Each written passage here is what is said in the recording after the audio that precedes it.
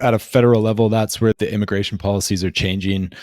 I guess we've seen more restrictions on student visas or families associated to those visas, or just providing visas after their schooling's complete. I did hear one argument from somebody recently that was like, student visas has never been an issue because it was set up as kind of a revolving door. So yeah, we may have, 100,000 students come in that year, but most of those students are going to leave. But I think recently we've seen like a huge population growth. I'm speaking for Matt and I, but we think that's obviously impacted the real estate market. What's your guys' take on that?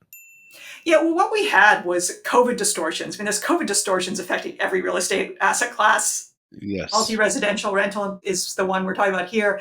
So the COVID distortions with students was that anyone on a student visa in 2020 was counted as being in the country. Say you arrived, maybe you got it in 2019, you arrived, 2020, you could have gone home during COVID and done your schooling remotely. So you have that group that the way Canada counts them, as long as you still have a valid student visa, they assume you're in Canada. And in normal times, that would be true because you'd be going to university and of course you'd be in Canada.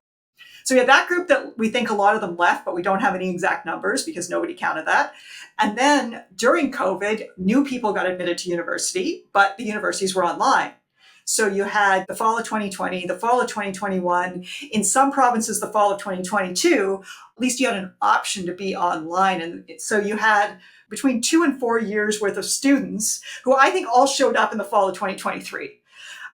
Potentially. Now, some trickled in before that, some never left and they stayed in Canada because it was a better place for them to be. But that's where we had this double, triple, and in some places, maybe even a quadruple entry of students that wasn't very well counted. And that was a huge burden on, rental housing stocks in a lot of places. And in some cases, you also had the domestic flows of people, going to some schools in different cities where, again, they started at home in their own province, and then they had to show up in Ontario, or maybe they had to show up in Kelowna. And so adding to that, so we had international, we had potentially domestic students that went from their family home in their own home province to needing a rental apartment in their university town. So with students, we had a COVID distortion, which thankfully is done. There also was obviously more students being admitted. There were some problems with these public-private partnerships at certain kind of colleges where it's not looking like the international students were really getting a good education out of this. So we had obviously some extra groups taking advantage potentially of this. But going forward, I think things are going to normalize. The provinces are getting to control where their quota is going. I suspect in British Columbia, it's going to be, the University of British Columbia, Simon Fraser, UVic, and by UBC, I also mean UBCO, like whatever they control, are going to have most of those spots. And then over time, students graduate, they either convert to a temporary worker, they can convert their status, or they go home. They might apply to come back to Canada, or they might never want to come back to Canada. But the number of students will start to be steady, and it's going to be trending down because the government has reduced the number that can be here. But we're already seeing it on a very slow slope, but it is going to be just a very slow slope down of total students. And that will obviously ease some pressure in the housing market. Like that's kind of I think we're already seeing these policies. Yeah, I think this fall we already saw that there was not, there was just a normal entry of people starting university, coming for a master's degree. There was not this triple or quadruple entry of people.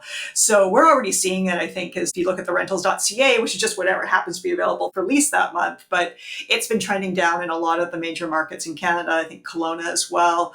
The top of the market rents are not rising as fast, or in some cases are coming down in the brand new product. So we're getting a more normalized population flow now, which is good. And as that data gets out there, I think hopefully maybe political announcements will slow down because everyone can relax a little bit and just let everything play itself out now. Yeah, I guess selfishly, so I'm actually looking at a student housing rental complex as an investment. Do you guys like that asset class? Kind of circle back on asset classes, or do we see like with these recent policy changes, maybe there's more risk associated to that? Yeah. Can you kind of tell us a little bit, or me just, should I buy it or not? Yeah. So we're obviously not in that asset class. We do purpose-built rental. We obviously serve a lot of students in our rentals. So we do track what's happening in the students. They do matter, and they matter to the overall market. But as for the purpose student rental, it depends on the market, how much is out there and where students are going. There's a lot of international interest in student housing in Canada because Canada is very undersupplied relative to a lot of the other, say, European, US, markets. There's not very much purpose-built student housing in Canada. I do not know the Okanagan situation, but it would not surprise me at all if it's pretty much the same, is that there's not a lot there. University of British Columbia claims they're building a lot. They operate a lot. Apparently, they're Canada's largest operator of student housing, including some in the Okanagan. So I don't know quite what that supply is relative to demand. I still think it's pretty small relative to the total number of students that are out there. Yeah, so you said, well, it's not an asset class we're in. It's certainly an intriguing asset class because of just the number of students that need housing. And a lot of the universities only provide the housing for first and second year. So if it was catering to the third year students, fourth year students, it seems like there's probably something there. Can I ask why it's not an asset class you guys hold? Is it just like internal policy for pension funds to like, these are asset classes, or? Not at all. It's I think some of our clients may, with other managers, have some. But first, it's an operating business as well as a real estate play. And obviously, multi-residential rental is somewhat of an operating business, and it's one that we understand.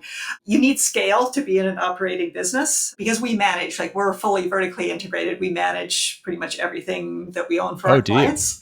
Yeah. So we have property management, leasing, everything. So that's why student housing doesn't quite work with our model right now, because we don't have any other ones. And so to only have one is very inefficient. Now, if you are an individual investor, like there's someone who's got a platform and they just need some capital in there where there's a managing partner who has the expertise, for an individual like yourself, that could be obviously a very compelling idea. It's just not typically what we do.